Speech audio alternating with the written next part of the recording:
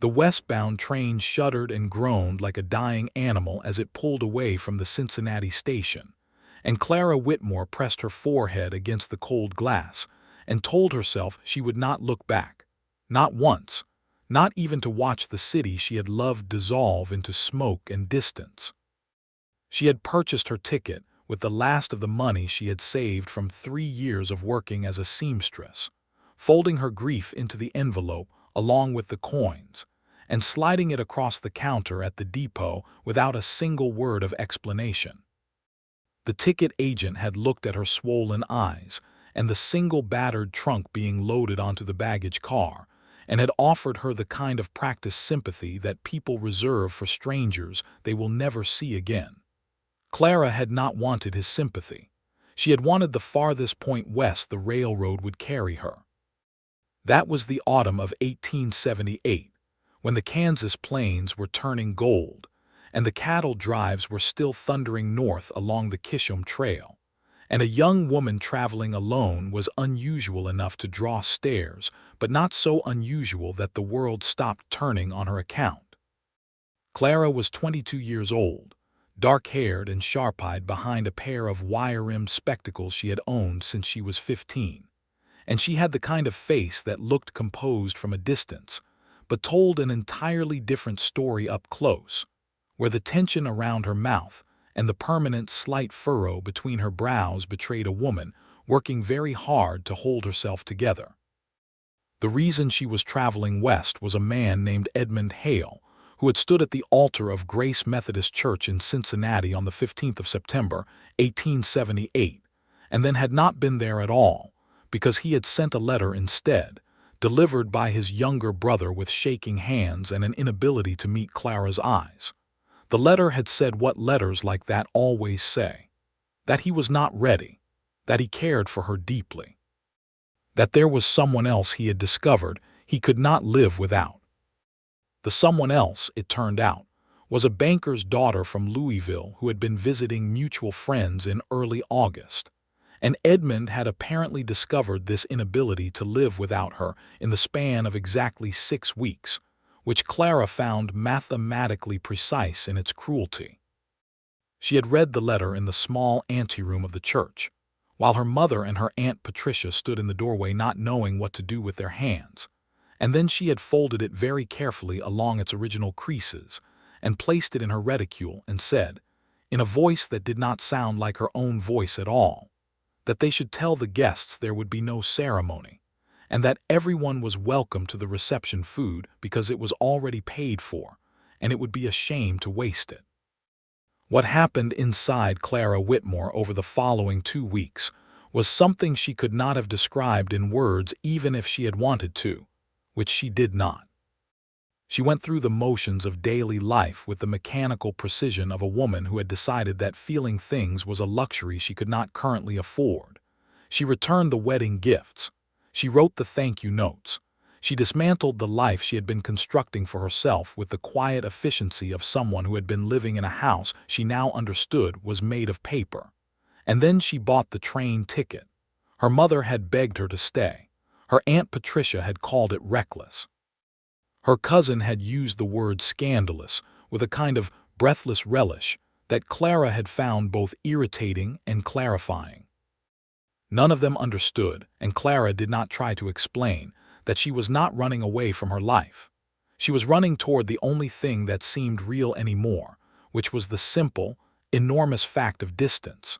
She needed miles between herself and the place where she had been a woman who trusted easily and loved completely, and had not yet learned that those qualities could be used against her.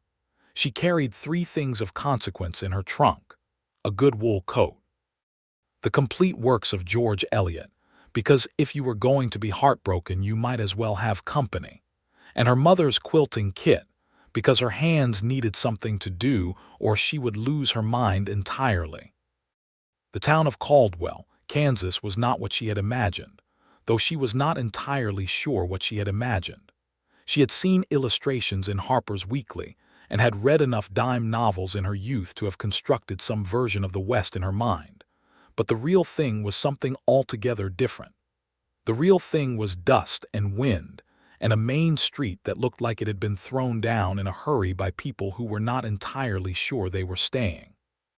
There were wooden storefronts with false fronts rising above them like theatrical scenery, a hotel that looked slightly better than it had any right to look given its surroundings, two saloons that faced each other across the street in what seemed to Clara a kind of ongoing argument, a general store, a livery stable, a small church that needed paint, and at the far end of the street, a building with a sign that read Caldwell Telegraph and Post, which was where Clara Whitmore presented herself on the afternoon of her arrival, with the intention of asking whether anyone in the surrounding area needed a seamstress. The woman behind the counter at the telegraph office was named Mabel Prout, and she was approximately 60 years old, built like someone had stacked several substantial squares of bread dough on top of one another and left them in the sun. And she had the kind of eyes that saw everything and judged nothing, which Clara recognized immediately as one of the rarest combinations of human qualities she had ever encountered. Mabel looked at Clara's single trunk and her good traveling dress, which was slightly too formal for Caldwell and slightly too rumpled from 2 days on a train to be impressive, and she said, "You looking for work or you looking for a place to stay or both?" "Both," Clara said, "if possible." Mabel nodded as if this were a perfectly ordinary answer to a perfectly ordinary question, which in Caldwell, Kansas in 1878 it apparently was. "My cousin Della takes in boarders, $2 a week, meals included. It's clean and she doesn't tolerate nonsense. Are you going to cause nonsense?" "No," Clara said honestly. "Good. As for work, there's a rancher comes into town every Friday for supplies. Name of Reuben Cade. He's been needing someone to mend his hands' gear and do some general sewing for going on 4 months since his last housekeeper quit and moved back to Missouri. I can't say what he pays because that's between you and him, but he's a fair man." Clara thanked her and took the address of Della Prout's boarding house, and as she was leaving, Mabel called after her, "He won't pry neither, just so you know." Clara paused at the door. "I beg your pardon, Reuben Cade," Mabel said, already looking back down at whatever she had been doing before Clara arrived. "He won't ask you a lot of questions. Some folks find that restful." Clara stood in the doorway for a moment, considering this, and then she nodded once and walked out into the Caldwell dust. She met Reuben Cade on a Friday, as Mabel had predicted, though the meeting did not go quite the way Clara had anticipated. She had been sitting on the front porch of Della Prout's boarding house working on a pair of curtains Della had asked her to mend, because 3 days of doing nothing had been approximately 2.5 days too many, and she saw him before she knew who he was. He was leading 2 horses down the main street, both of them loaded with supply sacks, and he was talking to one of the horses in a low, steady voice that Clara could not hear the words of but could somehow hear the tone of, which was patient and even and completely unperturbed by the fact that the horse appeared to be pulling against him with genuine conviction. He was perhaps 26 or 27, broad-shouldered in the way that comes from actual work rather than aspirational exercise, with dark blonde hair under a worn brown hat, and a jaw that looked like it had been carved out of something harder than most jaws were made from. He was not conventionally handsome in the way that Edmund Hale had been conventionally handsome, with his careful side parting and his smooth Cincinnati manners. He was the other kind of something, the kind that didn't announce itself. He stopped outside the general store and tied the horses to the hitching post, and then he looked up with the casual alertness of a man who habitually assessed his surroundings, and his eyes found Clara on the porch, and he touched the brim of his hat in a single brief acknowledgement, and then he went inside. That was it. He did not stare. He did not smile with the particular calculated warmth that men sometimes deployed at lone women who looked like they might need something. He did not do anything except notice her and acknowledge that he had noticed her and go about his business. Clara realized she had been holding her breath and released it and went back to her curtains. She met him properly an hour later, when he came out of the general store and Mabel Prout, who had apparently been walking past at that precise moment in the way that people who know everything about everyone in a small town tend to walk past at precise moments, made the introduction with the same matter-of-fact efficiency she applied to everything. "Reuben, this here is Clara Whitmore. She's a seamstress. She's staying at Della's. I told her you've been needing someone." Reuben Cade took off his hat, and Clara saw that his eyes were a pale gray-green that looked different depending on which way he was facing, and that he had the kind of directness in his gaze that was not unfriendly but was also not performing anything. "Miss Whitmore," he said. "Mr. Cade," Clara said. There was a pause that in Cincinnati would have been awkward, and in Caldwell, Kansas apparently was just a pause. "I run the Cade Ranch, about 8 miles northeast of here," he said. "I've got 6 ranch hands and their gear is in a sorry state. Also some household mending that's been piling up. If you're interested, it's fair wages and I can send the wagon in on Fridays to bring you out and back." He had not asked where she was from. He had not asked why she was in Caldwell alone. He had not asked any of the questions that every other person she had encountered in the past 5 days had asked, some with kindness and some with curiosity, and some with the barely concealed hunger of people who want other people's pain to take home and examine. "I'm interested," Clara said. "Good, Friday next then, 7 in the morning." He put his hat back on and untied his horses and was gone, and Clara stood on the wooden sidewalk feeling something she could not immediately identify, which after a moment she recognized as something very close to relief. The first Friday she drove out to the Cade Ranch. The wagon was handled by a ranch hand named Pete Delgado, who was approximately 40 years old and appeared to be made primarily of leather and good humor. He talked the entire 8 miles in a cheerful, rambling way about horses, weather, and a dispute with a neighboring rancher over a fence line that had apparently been going on for so long it had developed its own mythology, and Clara discovered that she could say very little and Pete would fill all the available space with perfectly adequate conversation, which suited her fine. The ranch itself surprised her. It was not grand, but it was solid. The main house was a 2-story structure built from good timber and Kansas limestone, with a wide porch that ran along the front, and a kitchen garden that had gone slightly feral in the absence of consistent attention. There were 3 outbuildings, a large barn, a bunkhouse, and a smaller structure that appeared to be used for storage. Beyond all of this, the land stretched out in every direction with the kind of uncompromising openness that Clara still had not fully adjusted to, having grown up in a city where the view was always interrupted by something. Reuben met the wagon in the yard.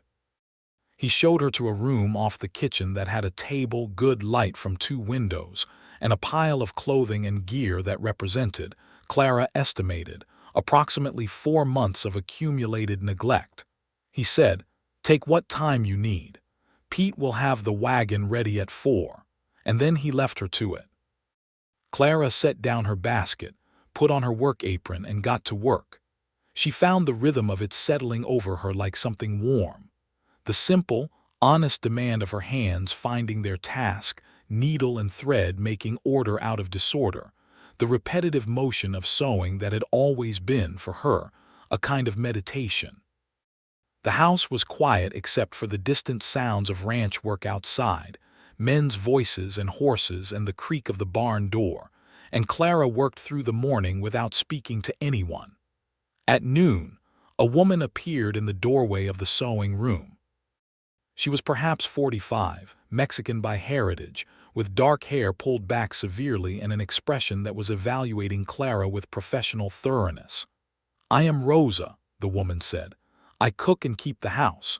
You will eat with the hands at noon or I will bring something here." "I'll eat with everyone," Clara said, because isolation was something she was trying to avoid, not cultivate. Rosa looked at her for another moment, then nodded as if Clara had passed some test whose criteria she had not been informed of, and said, "Good." The midday meal was served at a long table in the kitchen, and it was there that Clara first encountered the full company of Reuben Cade's world. The 6 ranch hands were a varied collection. Pete Delgado, whom she had already met, a young man of perhaps 20 named Samuel who ate with the single-minded efficiency of someone who had grown up not always having enough. A quiet, watchful man named Archie who appeared to communicate primarily in nods. 2 brothers named James and Henry Whitfield who were so similar in appearance and so different in temperament that they were endlessly interesting to observe. And an older man named Frank who had the deep, sun-weathered look of someone who had been doing this work since before most of the others were born. Reuben sat at the head of the table and ate his food and listened more than he spoke, and when he did speak, it was to say something specific and practical, and Clara noticed that his men listened to him with the quiet attention of people who have learned that what he says is worth listening to. He did not ask her anything, not where she was from, not how long she intended to stay, not what had brought her to Caldwell alone. He passed her the bread when it was nearest to him and poured her coffee without being asked and said, at the end of the meal, "Let us know if you need anything for the work." And that was the extent of his conversational investment in her for that entire first day. Clara rode back to Caldwell on the wagon at 4 o'clock with a strange feeling in her chest that she could not quite place until she was almost back at Della's, and then she recognized it. She had spent an entire day without anyone reaching toward the wound she was carrying, and the absence of that reaching had let her breathe. She came back the following Friday, and the Friday after that. By the 3rd week, she had made significant progress through the pile of mending, and Rosa had begun including her in the kitchen in small ways, asking her opinion on whether the curtains needed to be replaced entirely or could be saved, which Clara considered. And then they spent a Wednesday afternoon that Clara had offered as extra time going through the household linens together, with the focused pleasure of 2 women who both understood that there was genuine satisfaction in making things right. It was during this Wednesday that Clara first learned something about Reuben Cade that was not immediately visible. She had asked Rosa in the careful way of someone who is genuinely curious but does not want to appear to be prying how long Reuben had been running the ranch. Rosa had been quiet for a moment, folding a sheet with the methodical precision of long practice.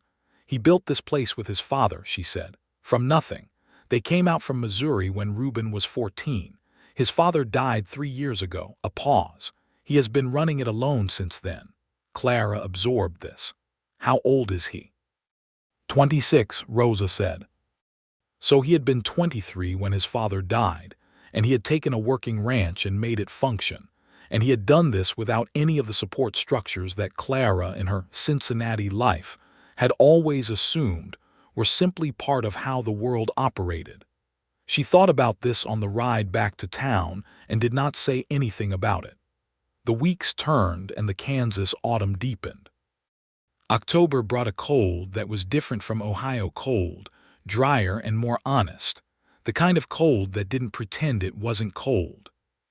Clara bought herself a second wool blanket from the general store and had a long, unexpectedly pleasant conversation with the store owner's wife about the relative merits of different types of batting for quilts, and found that she had been in Caldwell long enough that people greeted her by name on the street, and that this felt more comfortable than she had expected.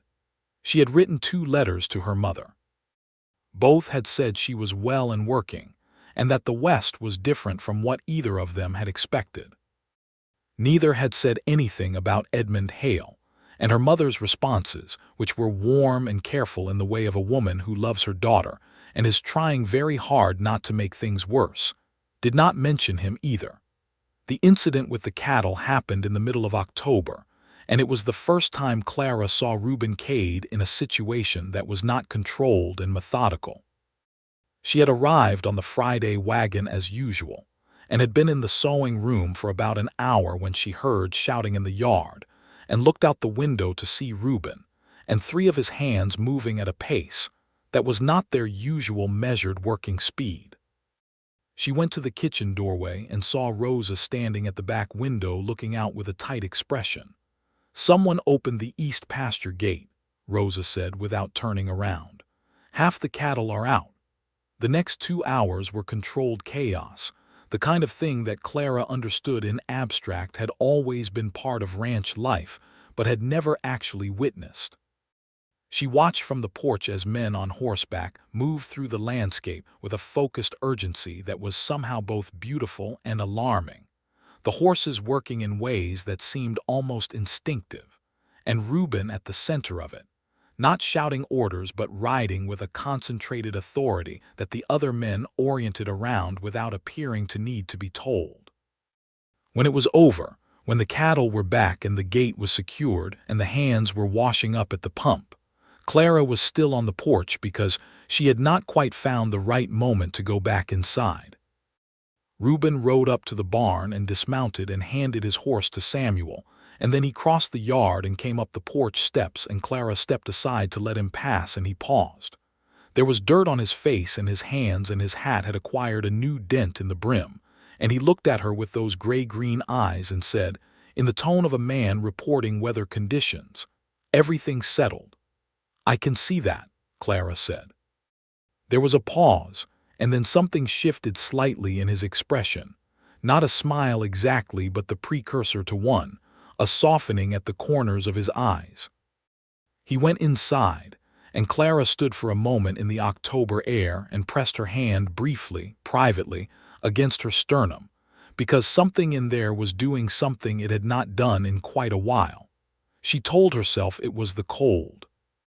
By November she was coming to the ranch twice a week, because Rosa had suggested it and Reuben had said, "If you're willing," and Clara had been willing, and the arrangement had a practicality to it that made it easy to accept without having to think too carefully about what else it might be. The mending work had transitioned naturally into actual sewing projects, because once she had repaired everything that needed repairing, Rosa had produced a collection of fabric that had been sitting in the back of a storage chest for 2 years, and said that she had been meaning to make curtains for the upstairs rooms but had not had time. Clara made the curtains.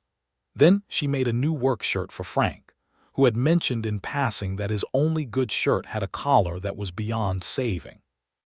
Then Samuel, who was 20 years old and endearingly shy about asking for anything, had shown her a coat that needed not just mending but substantial reconstruction, and Clara had taken it apart and rebuilt it. Reuben paid her fairly, more than fairly, and said nothing about it when she occasionally went beyond what had been specifically requested. But she would sometimes look up from her work and find him in the doorway of the sewing room for a moment, not saying anything, just apparently checking that she had what she needed, and then he would be gone. She learned things about him in the slow accretion of small observations, that is, how you really learn about a person.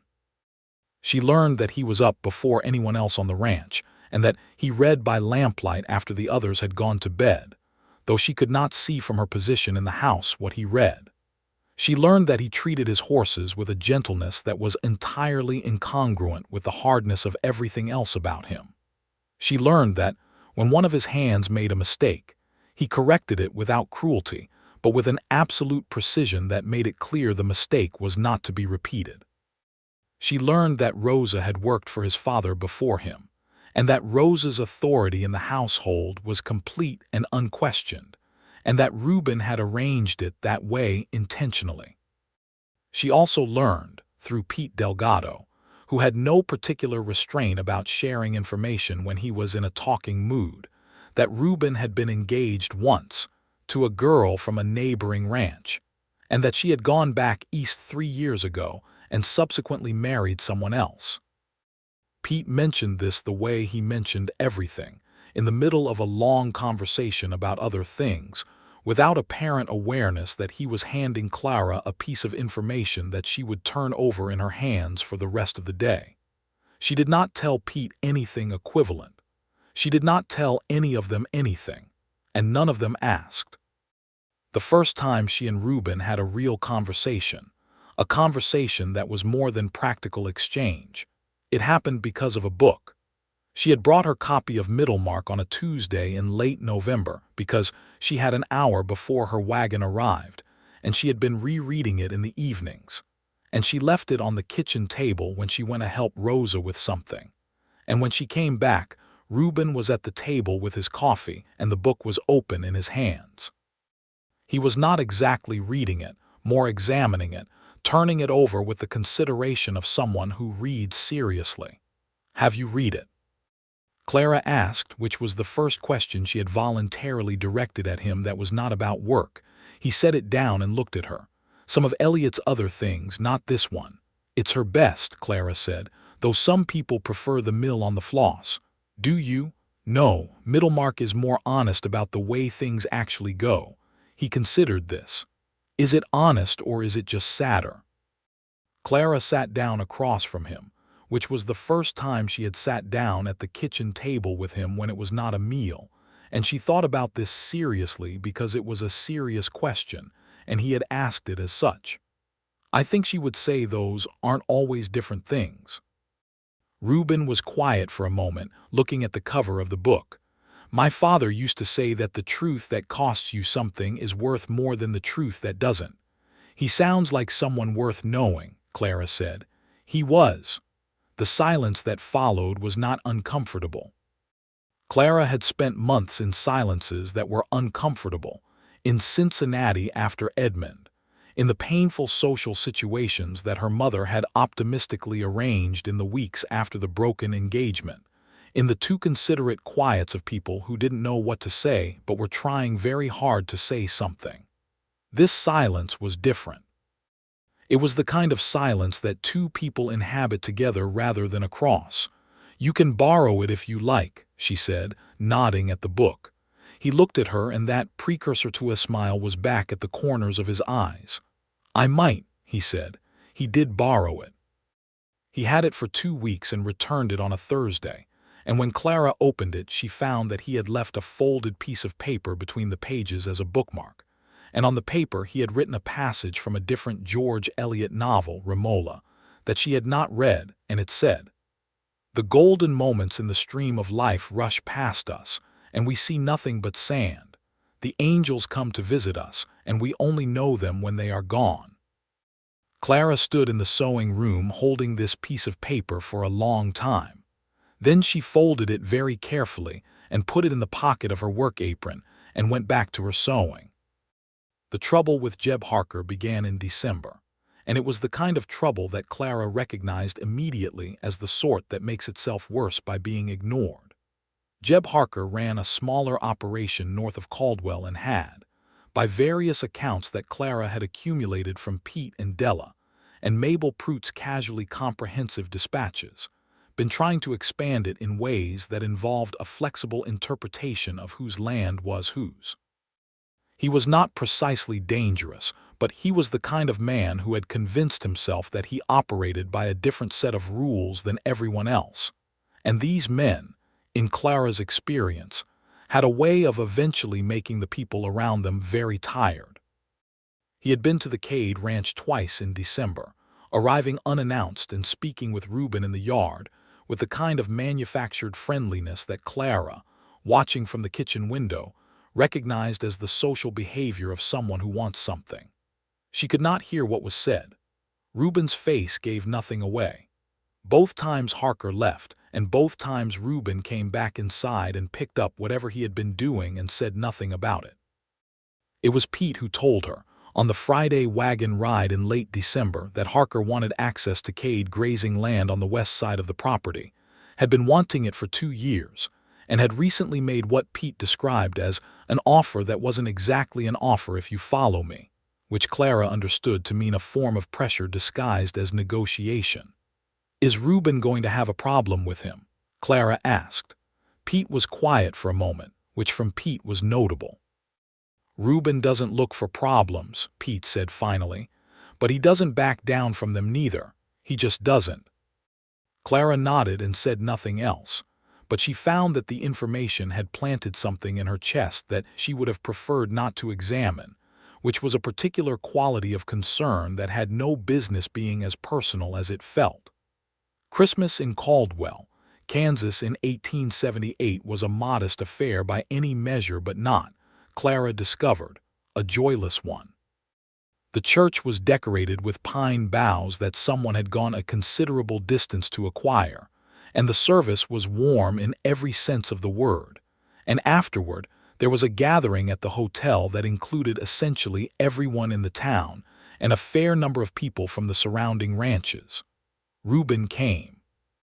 This was notable because Rosa had mentioned that he did not usually attend social events in town, not from any antisocial tendency, but simply because there was always work, and the work tended to win. But he came to the Christmas gathering in a clean dark coat and his better hat, and he was accompanied by Pete and Samuel, and Clara saw him across the room, and something in her chest did the thing again. He made his way around the room in the efficient way of a man who is socially competent but not particularly motivated by social situations, speaking to people and then moving on. And eventually he came to where Clara was standing with Della Prout, and he said good evening to both of them. And Della immediately remembered someone she needed to speak with, which Clara suspected was not an accident. "You look well," Reuben said. He said it the way he said most things, which was without ornament, as a simple observation. "You look uncomfortable," Clara said, and then immediately wondered if that had been too much. But that something happened at the corners of his eyes again, more fully this time, enough that it actually qualified as a smile. "I generally am, at these things." "Then why come?" He looked at her, and for a moment she had the disorienting sense that the question was going to answer itself in a direction she was not prepared for. But what he said was, "Rosa threatened me," and she laughed, genuinely, the kind of laugh that had not come from her easily in months, and she saw something register in his expression at the sound of it. They stood together for a while and talked about things that were easy to talk about: the weather, the ranch, a book she had recommended to him, and that he had found at the general store last time he was in town. And it was easy in the way that the kitchen table had been easy and the sewing room doorway had been easy. And Clara was aware, standing in the warmth of the Caldwell Hotel at Christmas 1878, that something had been happening between her and this man for months that she had been very carefully not looking at directly. The new year came in cold and hard. January of 1879 brought storms that kept Clara at Della's for an entire week, unable to travel to the ranch, and she sat by the boarding house window and worked on a quilt she had started in October, and thought about things she had been successfully not thinking about for most of the previous 3 months. She thought about Edmund Hale, whom she could now think about with a kind of distant analytical clarity that had not been available to her in September. She thought about what she had believed she was going to have, and how different that picture had been from what Edmund had apparently wanted. She thought about the way she had arranged her entire conception of her future around another person's vision of his, and how catastrophically that had failed, and how she had come west to put as much space as possible between herself and that failure. She did not think about Reuben Cade. She was extremely careful not to think about Reuben Cade.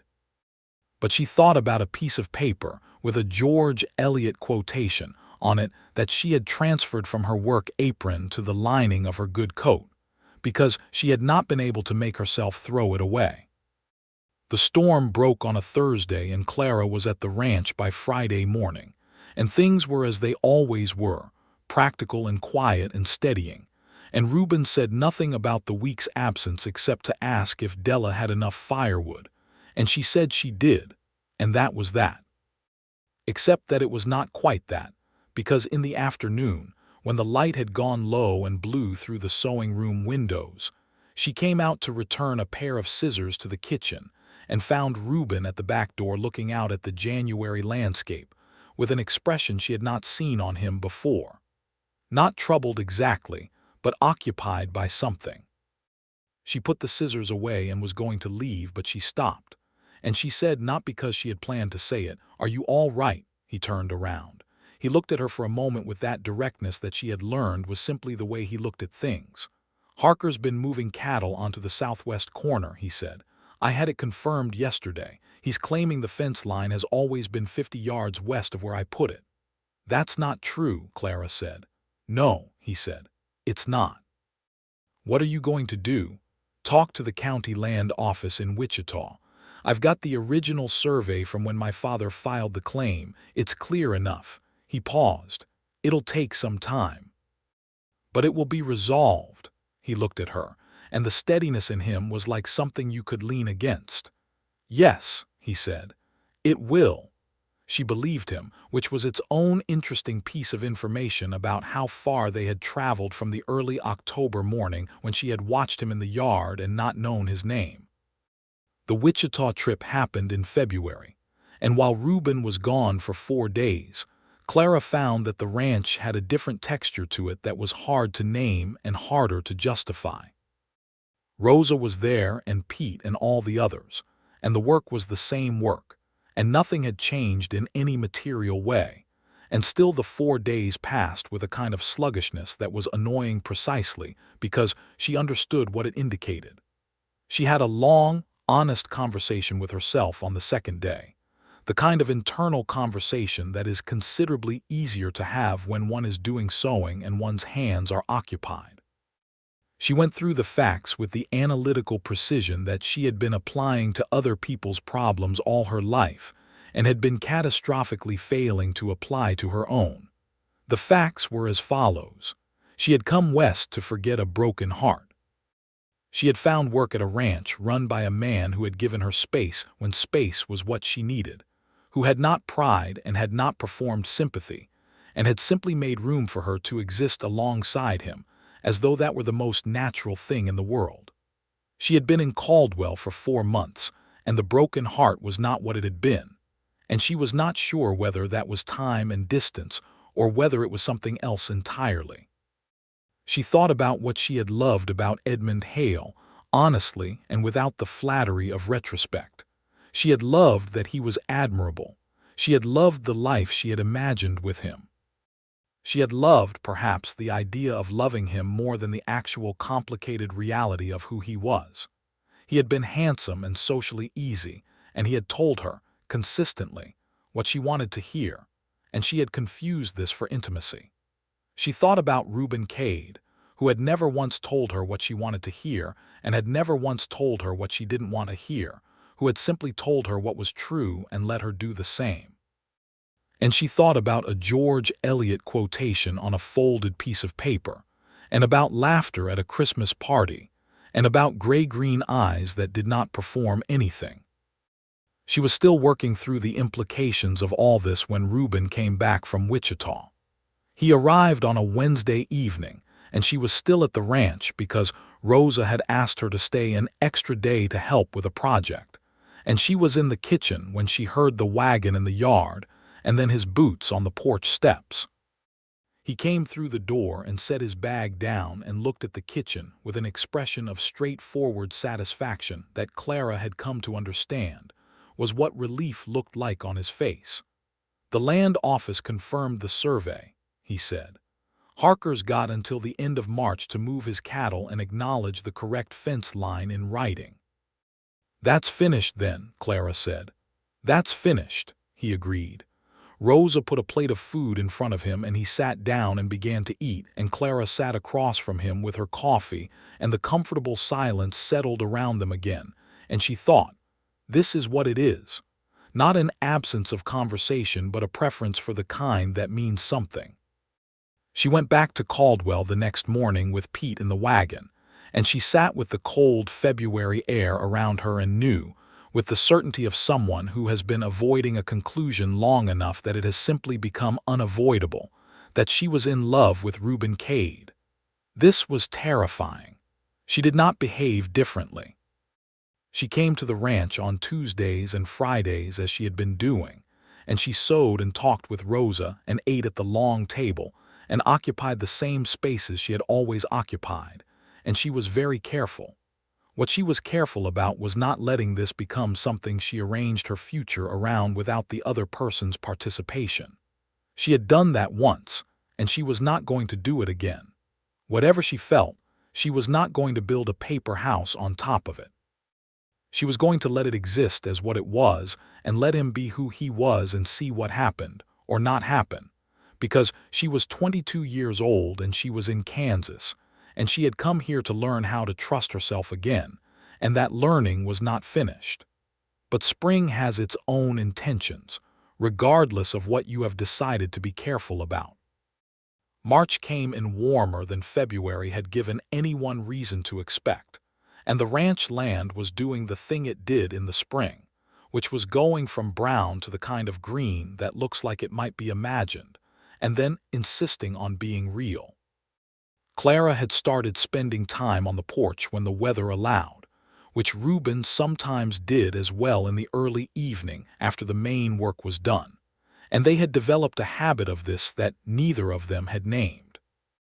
On an evening in mid-March, they were both on the porch, and the light was going golden across the pasture, and Clara had the middle mark in her hands, though she was not really reading it, and Reuben was looking out at the horses in the near pasture with his coffee, and he said, without preamble, in the way he had of beginning conversations as though they had already been underway, "Pete says you've been here since September." "Yes," Clara said. "Most people who come out here planning to work for a while and see what happens," he said, and there was something in the way he said this that was asking something without exactly asking it. "They either go back east by December or they stay. There's not usually much middle ground." Clara set the book down in her lap. "I'm aware that you've never asked me why I'm here," she said. "It's your business," he said. "Yes," she said. "It is." A pause. "But I think you should know since you haven't asked." Another pause, shorter. "I came out here because someone I was going to marry changed his mind 6 weeks before the wedding. I needed to be somewhere that wasn't where that happened." He was quiet. He looked at the horses. "I'm telling you," she said, "not because you asked and not because I think I owe it to you, but because it doesn't hurt the way it did, and I think that matters." He turned and looked at her then fully in that direct way. "Does it?" he said, not a question exactly, but not a statement either. "Yes," she said. "I came here to forget something. I've been forgetting it." She held his gaze. "And I've been finding something else in its place, which is the part I think you might have a right to know about." The silence that followed was the longest one they had inhabited together, and it was not comfortable in the way the others had been. It was charged, which was different. "Clara," he said. Her name in his voice sounded different from how it had ever sounded in anyone else's, as though he had been keeping it carefully this entire time and was only now allowing himself to say it plainly. "I've been waiting on you to be ready." She looked at him. "Waiting since when?" Something happened to his face that she had never seen happen before, a kind of undisguised openness that he did not usually allow. "Since October," he said. "Since you looked at 2 of my horses and didn't ask a single question about why they were pulling in different directions." She laughed, and the sound of it went out across the March pasture, and he smiled, the full version she had been accumulating pieces of for months, and she thought, there it is. There is the whole of it. "You could have said something," she said. "You needed time," he said. "That seemed more important." She looked at this man who had built a working life from hard ground and loss, and who had somehow, in the course of taking care of the practical needs of his ranch, learned the particular and uncommon grace of giving another person room to be wherever they needed to be. And she thought about what her mother had always said, that the right person does not ask you to be finished before you're finished. She set the book down on the porch rail, and she reached across the small space between them and put her hand over his, and he turned his hand and held hers, and they sat like that in the March evening while the light went from gold to orange to that particular rose and blue that the Kansas sky does at dusk, and it was, Clara thought, exactly as it should be. What followed was the kind of courtship that is not really courtship in the conventional sense, because it builds on a foundation already laid, and the laying of that foundation was the harder and more important work. They had already sat in silence together. They had already argued once about the most sensible way to approach the damaged roof on one of the outbuildings, an argument that Clara had technically lost, but that Reuben had won in a way that involved completely acknowledging that she was right about the materials even while disagreeing about the approach, which she had found infuriating and also oddly satisfying. They had already had the conversation about George Eliot. What changed was the acknowledgement, and the acknowledgement changed the texture of everything. He brought her wildflowers in April, not with any ceremony, just laid them on the sewing room table when she arrived on a Tuesday, prairie flowers that she did not know the names of, that were purple and gold and small and precise. She put them in a jar with water and left them on the table, and they made the sewing room feel different. He told her, in May, about his father. Not everything at once, but in the way that he did most things, in pieces that were offered when they fit naturally into the conversation. And what emerged over the course of several evenings was a picture of a man who had come from Missouri with a young son, and almost nothing else, and had built something worth building and had died before he could see what it became, and how Reuben had been 23 and alone and had made the decision, which was also a kind of promise, that he was going to see it become what his father had intended. "You kept that promise," Clara said.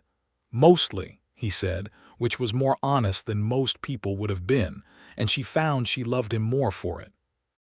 She wrote to her mother in May and said, without a great deal of elaboration but with enough, that she had met someone and that she was well and that she would explain more in due course.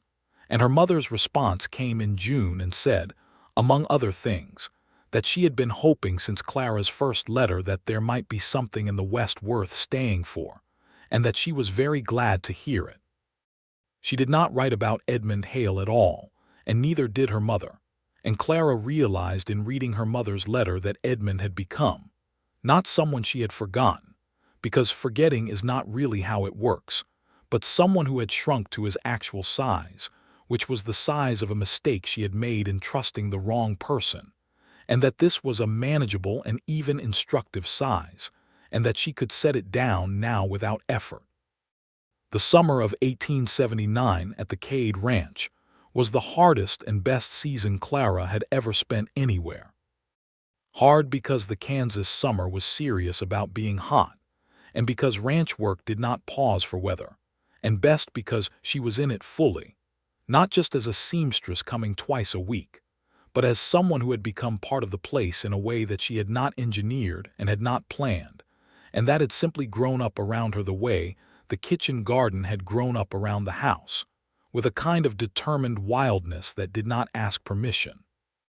Rosa had begun teaching her things in the kitchen, not cooking lessons exactly, more an ongoing transfer of knowledge from one woman to another about what it takes to run a household in this part of the world, what you put up for winter and how, what you can grow in Kansas dirt and what you cannot, how to make the available materials into something sufficient. And Clara discovered that she had a genuine interest in this that she had not known about herself, having grown up in a city where most of these things were purchased rather than made. In July, on a Sunday afternoon, Reuben took her out on horseback to the west boundary of the ranch, which she had not seen, and showed her the fence line that Harker had been required to acknowledge. It was clear and well-maintained and definitive in the way that only things that have been fought for tend to be definitive. "This is where it ends," he said. "And where it begins," she said. He looked at her with those eyes. "I've been thinking," he said, which was always how he began the things that mattered most, "that you could stop coming twice a week." She waited. "I'm asking if you'd be willing to stay," he said. The horses moved slightly in the summer grass. Clara looked at the horizon, which was enormous and clear and entirely without the kind of obstacles that horizons in cities put up between you and the distance. "You'll have to speak to Mabel Prout first," she said. "She's essentially in charge of everything," he smiled. "I've already spoken to Mabel." Clara turned to look at him. "When? 3 weeks ago," he said. "She told me to wait until you brought it up." Clara stared at him. "She told me the same thing." "I know," he said. "I suspect she enjoyed that." Clara thought of Mabel behind the telegraph counter with her bread dough construction and her seeing everything eyes, and she began to laugh, and Reuben began to laugh with her, and the sound of it went out across the Kansas summer landscape in a way that felt, to Clara, like the truest thing she had done in a very long time. They were married in September of 1879, 1 year and 4 days after Clara had stood in a Cincinnati church anteroom and read a letter that had ended one life, and though she had not known it at the time, sent her toward a different and better one. The ceremony was in the Caldwell Church, which had been painted since Clara's arrival and was considerably improved by it, and it was conducted by the Reverend Thomas Hartley, who was a practical man of God with a genuine understanding that brevity in ceremony is a virtue. The guests included the full population of the Cade Ranch, Della Prout and Mabel Prout in their best dresses sitting together in the front pew with the satisfied expressions of people who feel they have been instrumental in a good outcome, and approximately half of Caldwell, which in 1879 was approximately 60 people, a number of whom Clara was surprised to discover she genuinely liked. Pete Delgado cried, which he denied completely afterward. Rosa wore a new dress that Clara had made for her in blue cotton, and she looked, as Clara told her, absolutely formidable, which Rosa accepted as the high praise it was intended to be. Clara's mother had taken the train out from Cincinnati, arriving 4 days before the wedding with a trunk almost as battered as Clara's had been a year ago, and she had stood on the porch of the Cade Ranch on her first evening and looked out at the Kansas landscape in the particular way of someone encountering for the first time something their imagination had been inadequate to, and said, "Oh," very quietly, which Clara thought captured it. Her mother had spoken to Reuben for approximately 20 minutes in the kitchen on the second day, a conversation that Clara had been tactfully excluded from, and that ended with her mother coming to find her in the garden with an expression that Clara read immediately as approval, genuine and slightly surprised. "He's very direct," her mother said. "Yes," Clara said. "I find I like it," her mother said, as if she had expected to be ambivalent about this quality and had been proven wrong. At the ceremony, when Reverend Hartley asked Reuben if he took Clara Whitmore to be his wife, Reuben said yes with the same uncomplicated directness he applied to everything, and Clara, standing across from him in a dress she had made herself from ivory cotton with small embroidered flowers at the collar, felt something settle in her chest with the finality of something that has found exactly where it belongs. Her mother went back to Cincinnati after 2 weeks, tearful but not devastated, which Clara understood to mean that she had seen enough to be convinced that her daughter was where she was supposed to be. She promised to visit in the spring.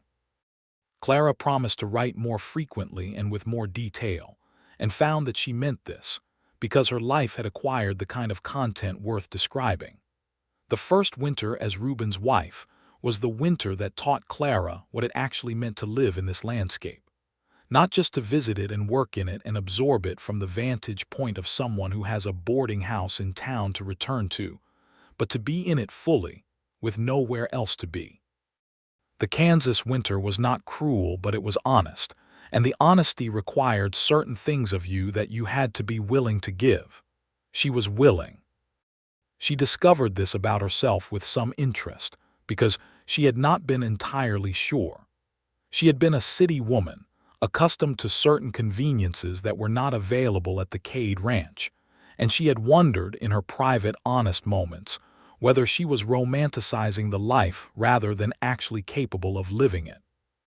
But December came and January came, and the work was real and the cold was real and the rewards were real, which was the simple satisfaction of a day that asked everything of you and got it, and she found that she had been, all along, the kind of woman who could meet that ask. Reuben was a good partner in the complete sense of the word. He did not defer to her or manage her or make decisions without her.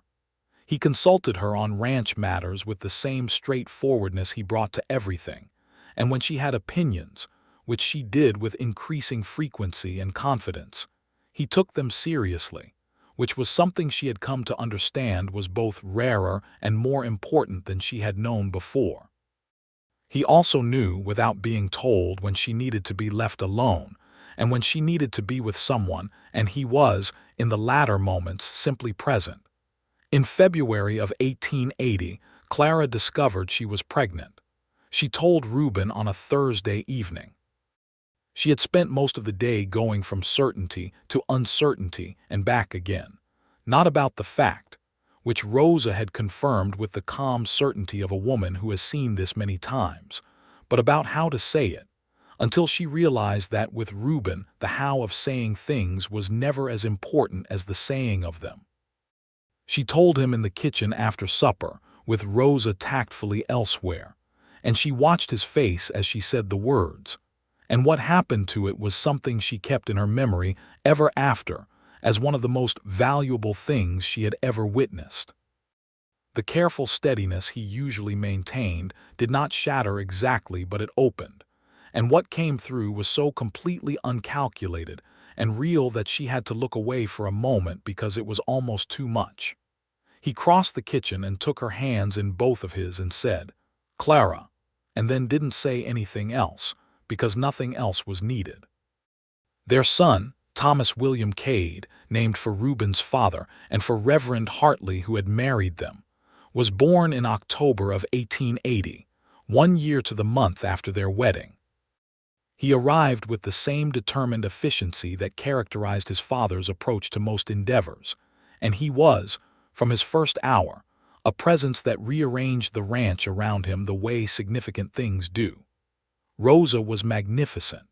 She had been through this before, had helped with births on ranches and farms in the area for years, and her calm authority during the entire process was something Clara clung to with considerable gratitude.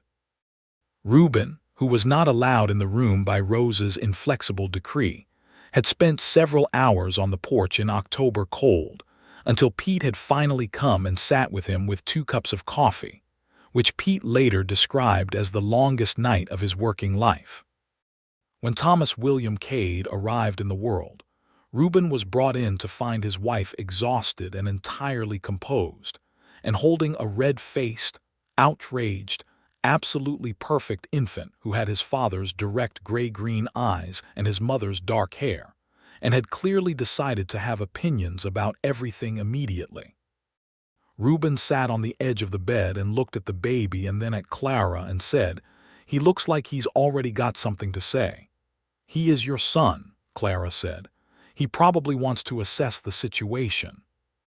Reuben took Thomas William with a care that looked practiced until you realized it was not, that this was instinct and love making themselves useful, and the baby looked up at him with the unfocused but somehow knowing gaze of very new people, and the room was quiet except for the October wind outside. "Thank you," Reuben said, which was addressed to Clara and meant approximately 1,000 things at once. "Don't thank me," she said. "I'll tell you who to thank when you're not on the verge of tears." "I'm not on the verge of tears," he said. "You absolutely are," she said. He looked at her over the top of Thomas William's dark head, and that full smile arrived again, and Clara thought she could look at it every day for the rest of her life, and it would never become ordinary. Thomas William grew, as babies do, at an alarming rate and with enormous self-assurance. By his first birthday, he was attempting to follow the ranch hands around the yard, with a purposeful waddle that Pete found so endearing that he had essentially adopted the boy as a personal responsibility. Rosa taught him the Spanish words for everything before he had the English ones, which meant his first sentences were a creative blend of both languages that only the ranch household could fully interpret. The ranch continued to thrive.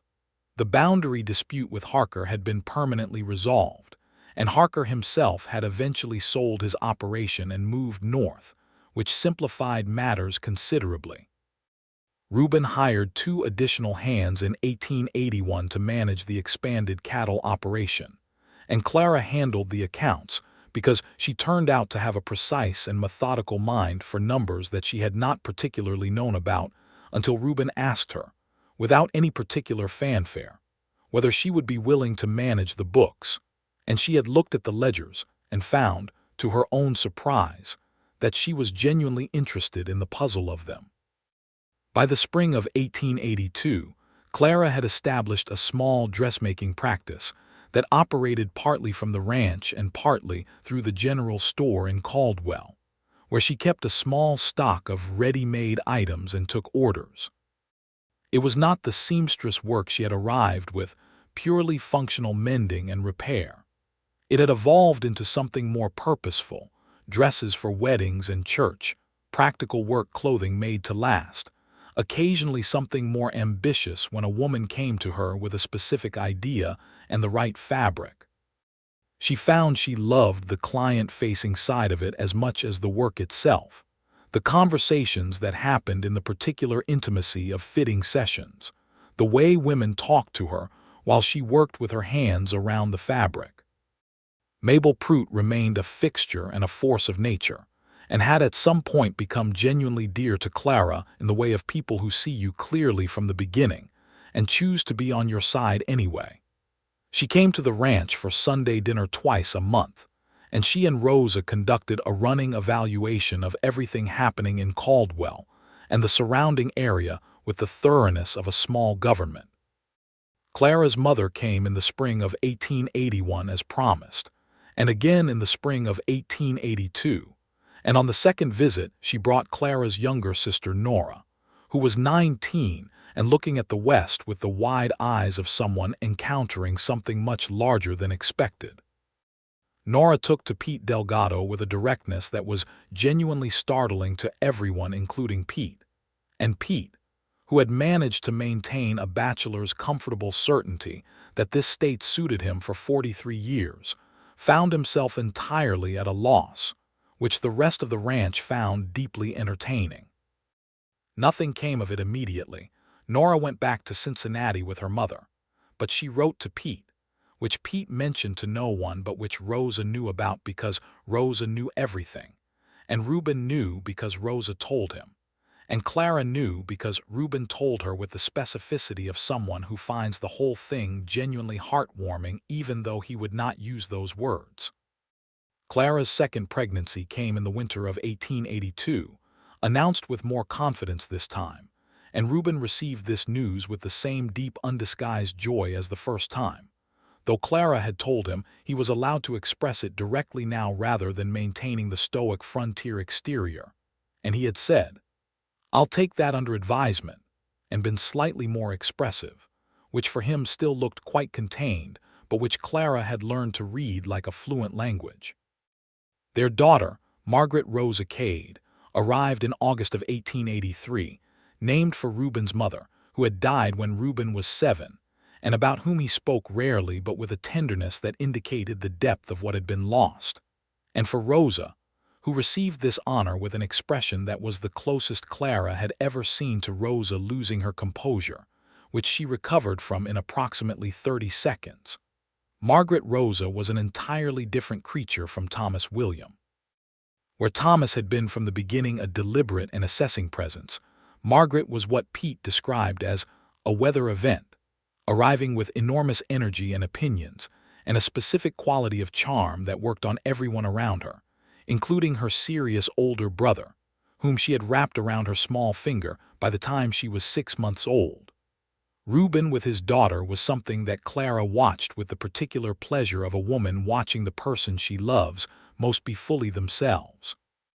His seriousness did not disappear with Margaret, but it was met by her relentless, cheerful assault on it and found, gradually, that it could accommodate her. He read to her every evening from the time she was old enough to sit in his lap, and she sat against his chest with absolute contentment while his voice went through the pages, and Clara would watch them from across the room and feel something so complete and so settled that it was almost frightening in its fullness. In 1884, Nora came back to Kansas. She came on the train in April and she did not leave, because 2 weeks after her arrival she and Pete Delgado had a conversation that Pete later described, with characteristic understatement, as more or less a negotiation. And that resulted in Pete coming to Reuben with his hat in his hands and a request for a significant raise in wages. Reuben had looked at him for a long moment and then said, "You're going to ask her to marry you." It was not a question. Pete had said yes. Reuben had given him the raise. The wedding was small and happy and held at the ranch rather than the church, because Pete said he had seen enough of the church's interior to last him. And Nora, who had inherited the Whitmore family's combination of practicality and warmth, said that the ranch was where she wanted to be married anyway. And she was right, because the spring afternoon in the yard with the pasture green behind them was exactly right. Clara stood beside her sister at the ceremony and felt the particular bittersweet pleasure of watching someone you love find someone worth finding, and she caught Reuben's eye across the small gathering, and he looked back at her with that steady particular attention that he had always given her, that she had never once taken for granted because she understood, in a way she had not understood at 22, what it costs a person to pay that kind of attention and how rare it is when someone chooses to. Pete and Nora settled on a small piece of land adjacent to the Cade Ranch, a plot that Reuben sold them at a price that Pete protested was unreasonably fair, and Reuben told him to stop complaining and build his house. Pete built his house. It was modest and solid and had, by Nora's specific request, a very good kitchen and a wide porch, because Nora had been paying attention to what made a place worth living in. The summer of 1885 was the summer that Thomas William, who was 4 years old and had his father's gray-green eyes and his mother's analytical mind, and some quality entirely his own that Clara had not fully catalogued yet, began following Reuben around the ranch in a systematic way, apparently having decided that he was ready to begin learning everything.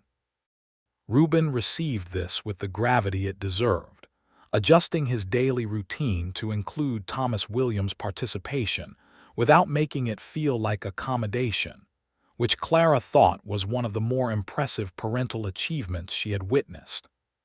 She watched them from the kitchen window one September morning, her son and her husband in the yard in the early light, Reuben showing Thomas something about the way a horse's near leg was set, Thomas William watching with his whole face, and she thought, "This is what I came west to find. Not to forget, not to recover, but to find." She had not known that when she bought the train ticket in Cincinnati in September of 1878. She had thought she was buying distance from pain, which was true but incomplete. Distance from pain was the beginning. What the distance had also bought her, without her planning or intending it, was the space to become the person who could be in this life, this particular specific life with its hard winters, and its honest summer and its wide landscape, and its long silences, and one man who had never asked her a single question she wasn't ready to answer.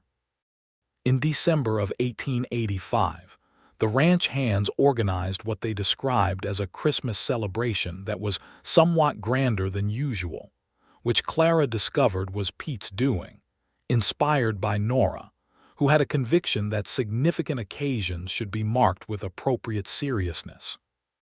The kitchen table was extended with boards Pete had brought over, and Rosa produced quantities of food that were staggering in their ambition, and Mabel Prout arrived with Della, who was using a cane now but whose opinions were undiminished, and Reverend Hartley came with his wife, and the evening was loud and warm and exactly as Christmas should be.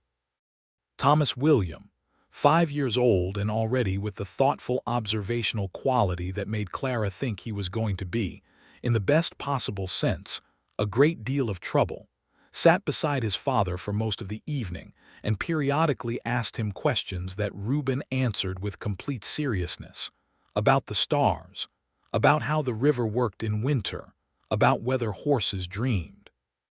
Clara, watching this from across the table, found her throat tight with something that was not sadness, but was the neighbor of it, the emotion that lives next to complete happiness, because happiness in its fullest form is aware of its own value.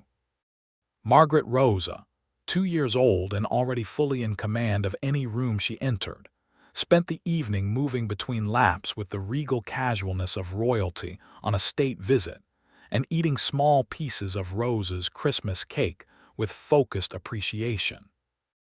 Later, when the children were asleep and the guests had gone and Pete and Nora had walked home across the cold ground to their own house, Rosa had gone to bed, and the ranch house was quiet in the way it only was late at night. Reuben and Clara sat together on the wide porch with blankets against the December cold, which was extreme but had stopped being alarming to Clara some years ago.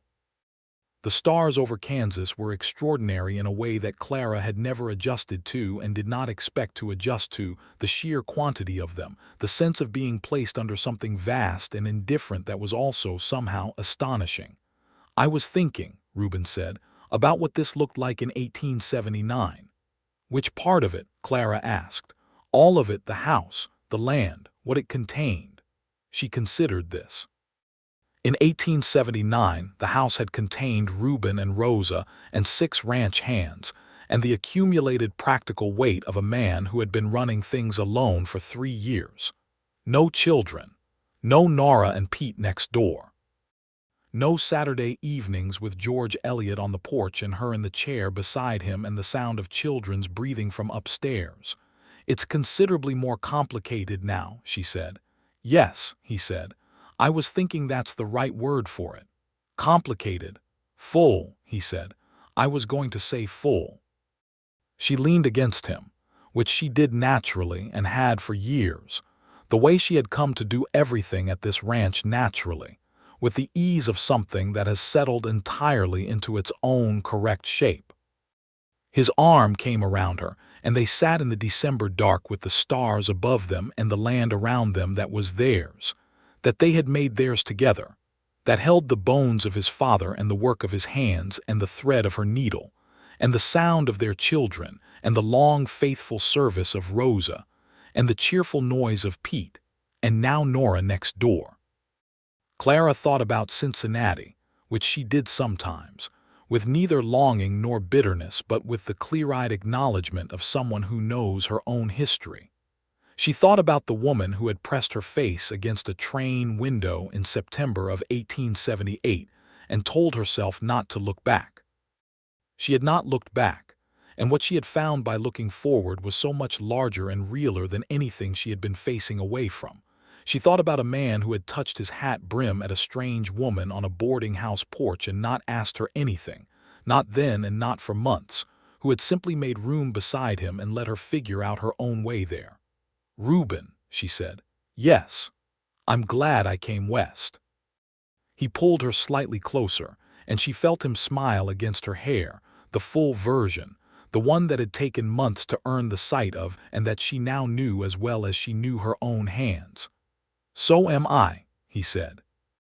The stars continued to do what they had always done, which was everything and nothing simultaneously, spread across the Kansas winter sky with magnificent indifference to the small warmth below them, the 2 people on the porch, the sleeping children inside, the life that had been built from distance and silence, and the particular grace of a man who understood that the best thing you can give someone is room to arrive in their own time. The years would continue. Thomas William would grow into a boy, and then a young man of considerable intelligence and his father's steadiness, and he would eventually take to the ranch with a love for it that was inherited and also entirely his own. Margaret Rosa would grow into a girl of formidable energy and charm, who read everything she could get her hands on and argued with Reverend Hartley's Sunday lessons, with a theological confidence that Hartley, to his credit, found invigorating. Rosa would remain the fixed star of the household for many more years.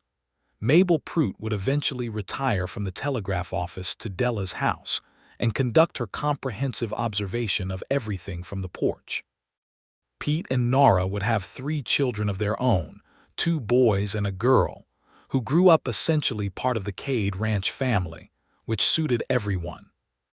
Clara's mother would come west every spring until the spring of 1891, when her health made the journey too difficult, and Clara would go east to see her, bringing Thomas William, who was 10 and capable of the trip, and leaving Margaret with Reuben, who handled this responsibility with the same composed capability he applied to everything, though he wrote Clara a letter every 3 days because he was not, it turned out, any better at her absence than she was at his.